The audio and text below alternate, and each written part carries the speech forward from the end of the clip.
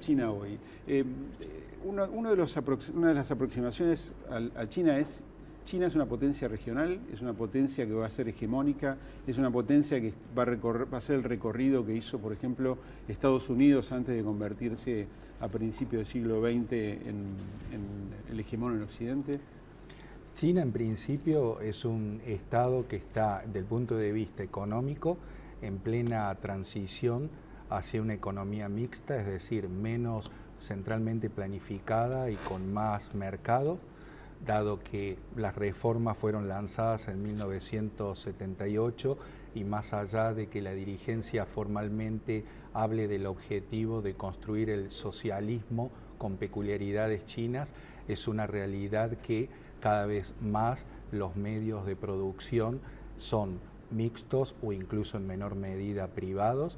Y luego sí está la cuestión política, donde vemos que se mantiene el predominio del Partido Comunista, que desde 1949 ostenta el poder.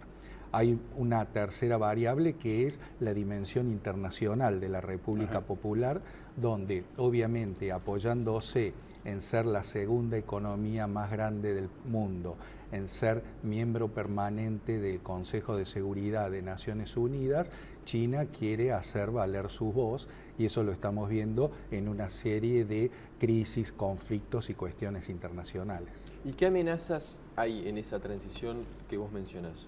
Por ejemplo, del punto de vista sociopolítico, económico, el propio gobierno ha reconocido una serie de efectos no deseados, como puede ser la contaminación ambiental, como puede ser la corrupción, como puede ser también la reestructuración del aparato empresario estatal, que ha traído aparejado centenares de miles de personas que han perdido el trabajo. Entonces, por ese motivo observamos que, ya que la idea era venir desde China hacia esta parte del mundo, desde el 2013 se encuentra en el poder el secretario general del partido, Xi Jinping, quien también ostenta la presidencia de la República Popular, quien entre sus primeras medidas ha lanzado lo que se llama la lucha contra la corrupción, porque ellos mismos reconocen que muchos funcionarios se alejaron de los principios del espíritu revolucionario de la República Popular y buscaron beneficiarse. Jorge, se dice que el liderazgo de Xi tiene otra característica diferente del que conocemos en los últimos, desde Deng para acá. ¿Cómo lo definirías? Bueno, él, dentro de esta idea de lucha contra la corrupción, tiene a su vez una idea fuerza más general, más que engloba a su obra de gobierno, que es lo que él ha dado en llamar el gobierno basado en la ley. Esto es un dato no menor porque, como mencionas, tanto en la época predenguista, es decir, la era maoísta, como incluso en la propia era de Deng Xiaoping, China se caracterizó por, sobre todo, el gobierno de los hombres, de un líder omnipresente, que obviamente esto tiene que ver con la cultura política del país, con el rol que oportunamente jugaron los emperadores. Ahora hay una voluntad de darle mayor cabida al Estado de Derecho en el país, pero obviamente la pregunta que nos hacemos los académicos que seguimos a China un poco más en detalle es si esto guarda alguna relación con lo que en Occidente entendemos con reforma política, o simplemente este imperio de la ley busca fortalecer el liderazgo del Partido Comunista. ¿Cómo caracterizarías la relación con Estados Unidos? ¿Son competidores? ¿Son socios? Yo creo que depende un poco de la ventana que abrimos, porque desde el punto de vista económico existe una muy fuerte interdependencia. Eso tiene que ver con ese proceso de hace más de 30 años donde una China con bajo costo laboral abre su economía, llegan las inversiones extranjeras, entre ellas principalmente la de capitales estadounidenses. Esto genera una exportación de bienes de consumo baratos que satisfacen a la clase media y media baja estadounidense, y le genera a China un importantísimo superávit comercial con los Estados Unidos. dineros que luego son empleados por la República Popular para comprar bonos del Tesoro de los Estados Unidos y de esa manera contribuir con que Washington logre paliar su déficit fiscal. Entonces, digamos, hay una interdependencia considerable en lo económico, pero luego si tomamos la cuestión política, estratégica, son competidores porque China aspira cada vez más a tener una presencia en el mundo, esto por sobre todo impelido por sus necesidades económicas de abastecerse de insumos, de materias primas, y esto obviamente pisa un poco los intereses de los Estados Unidos. Un ejemplo concreto, por ejemplo, puede tener que ver con la protección de las líneas de tránsito marítimo en el Mar del Este de la China y en el Océano Índico.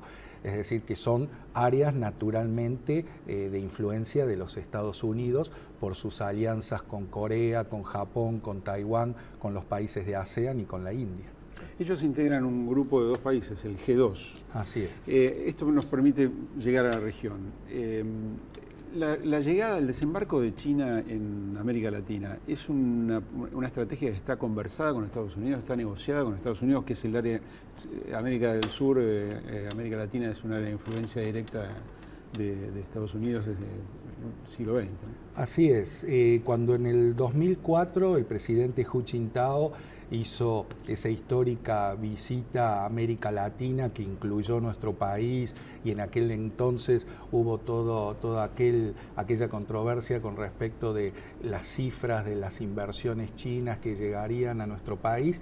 Obviamente desde Washington se tomó nota de esa gira y eso generó que pocos meses después Thomas Shannon, a cargo del, digamos, el área de asuntos hemisféricos de la Secretaría de Estado de los Estados Unidos, viajara a Pekín y en cierta medida pidiera explicaciones a la política de China en América Latina. Bueno, desde aquel entonces, cada 6 meses están teniendo lugar reuniones, una vez en Washington, otra vez en Pekín, entre las 2 cancillerías de China y de Estados Unidos, para casualmente hablar, discutir sobre esta presencia china en nuestro hemisferio.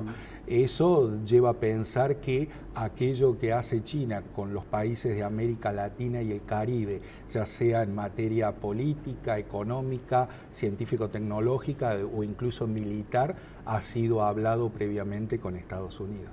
¿Se sabe cuáles son los planes que tiene China o Pekín para con la Argentina?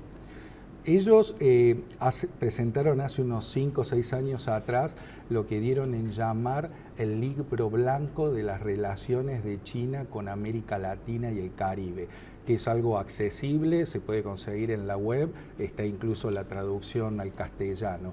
Allí ellos en líneas generales han dado a conocer cuáles son sus intereses en América Latina, pero luego si uno va analizando capítulo por capítulo los distintos sectores en los cuales ellos tienen un mayor interés, se puede inferir qué es lo que buscan en la Argentina.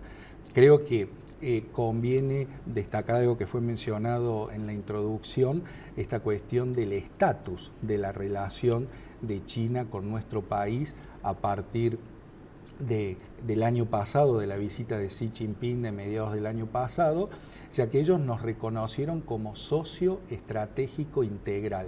¿Qué significa eso? Y cada uno de estos términos, casualmente, tiene una valoración para la diplomacia china, porque el hecho de ser socio alude en primer término y por sobre todo a la fluida relación en lo económico.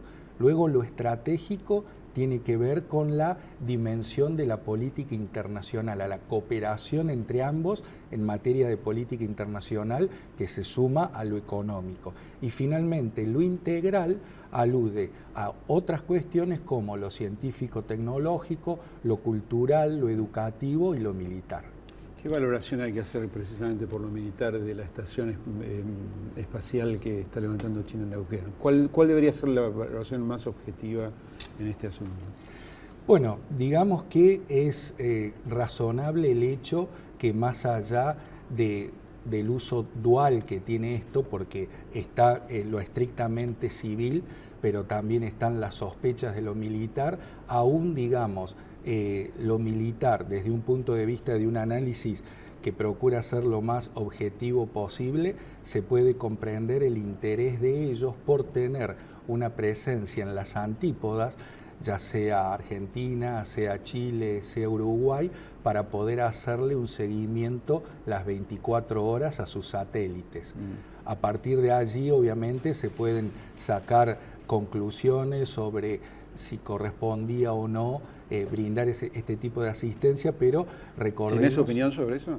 Digamos que la lectura, para tratar de hacerla desde un punto de vista lo más aséptico posible, es que si hay una asociación que, por más que sea China la que otorga el estatus, Argentina la acepta, y en ese marco se sabe que hay una serie de componentes, como dijimos, desde lo económico, pasando por lo internacional hasta lo militar, que si, por ejemplo, China ha asistido a nuestro país en materia financiera, bueno, los convenios, los acuerdos, significa qué por qué me das y qué te doy, y que sea entonces incluido como por la parte de China el interés de tener una presencia aquí para observar los satélites procedentes, digamos que son lanzados de China, me parece algo razonable del punto de vista de los intereses de China.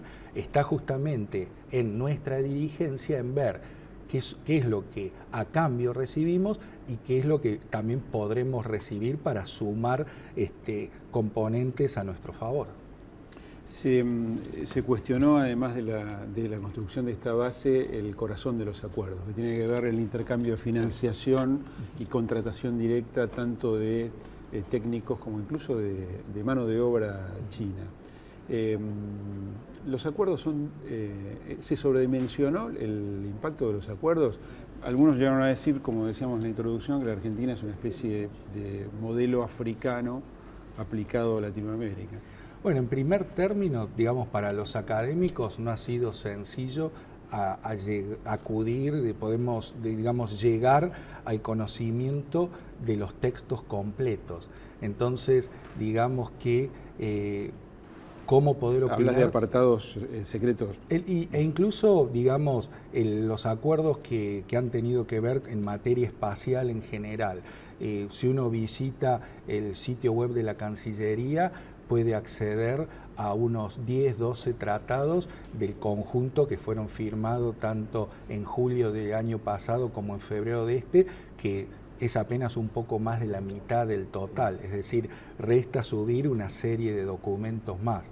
Entonces, al no conocerse los textos, es difícil opinar. Uno, por lo que ha leído en los diarios, bueno, aparentemente los legisladores, los integrantes de la clase política sí habrían tenido acceso, y en ese contexto es que ellos habrían brindado la opinión que han dado. ¿Crees que va a haber trabajadores chinos en Argentina? Porque sería un desafío para China también. Es un país altamente sindicalizado, la Argentina, y en China la relación con la mano de obra es bastante... Bueno, ahí yo marco una distinción con este paralelismo que en algunos ámbitos se suele hacer con África. Es decir, por lo que se conoce, la presencia de trabajadores chinos en África guardaría más que nada relación con la insuficiente mano de obra capacitada en determinados sectores, lo cual no ocurre en el caso latinoamericano y mucho menos en su país. ¿En la región no hay países donde tengan mano de obra china? Hay muy poca mano de obra que básicamente tiene que ver con los directivos o con determinados técnicos. Okay. Pero, digamos, no ha habido un desembarco de campesinos o de obreros chinos masivo.